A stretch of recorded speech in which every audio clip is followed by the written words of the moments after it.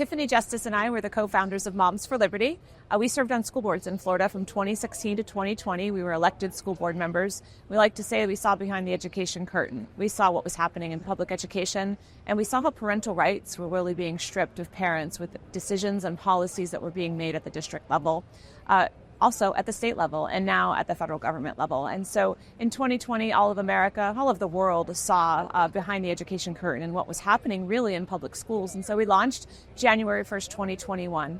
We are now 3.5 years old. We've grown from 2 chapters in Florida. We started with $500 in a box of t-shirts. Now we are in 48 of the 50 states. We have 300 chapters and 130,000 moms on the ground. What's most important for us is that the national conversation really focuses in on the failure of public education and what the teachers' unions have done to contribute to that failure. We have the lowest reading scores in our country right now since the 1980s and the lowest math scores in the history of the United States. Public education is failing. Parental rights are being stomped on. And we want to make sure the candidates that we are looking to elect in this country and lead us have that in the forefront of their mind, and that Americans are very clear on what's happening in America.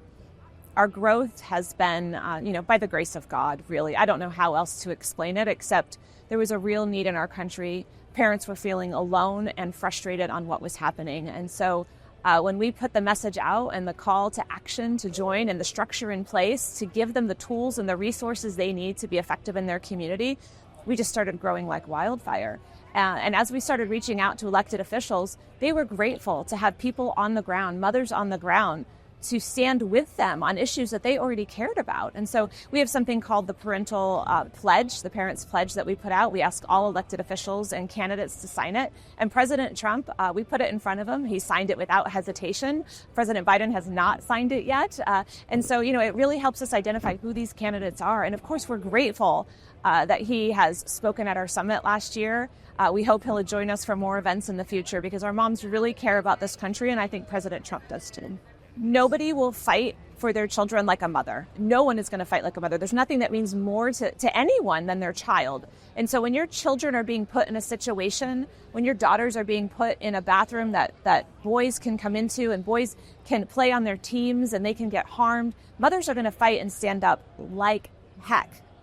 And let's just be honest, historically, a lot of moms aren't active politically. They don't really care that much about politics and what's going on with the politicians. But what happens is when you say you can protect your child by voting, you can protect your child by getting involved in the policy-making process, by showing up at your school board meeting and voicing your opinion, you have the power to do that.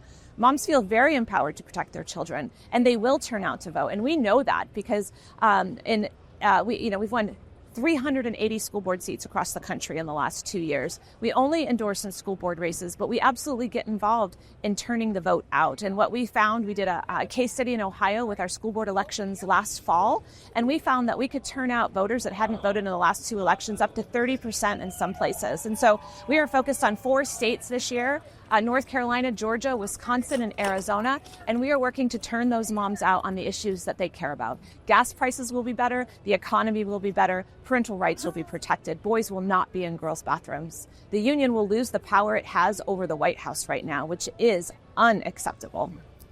I would say don't believe what you see in the media. Don't believe what you see online, and absolutely don't believe the Southern Poverty Law Center. We have members of the LGBTQ community on our senior staff at our organization. We have chapter chairs that are members of the community, lots of members that are members of the community. They understand the work we're doing to protect children.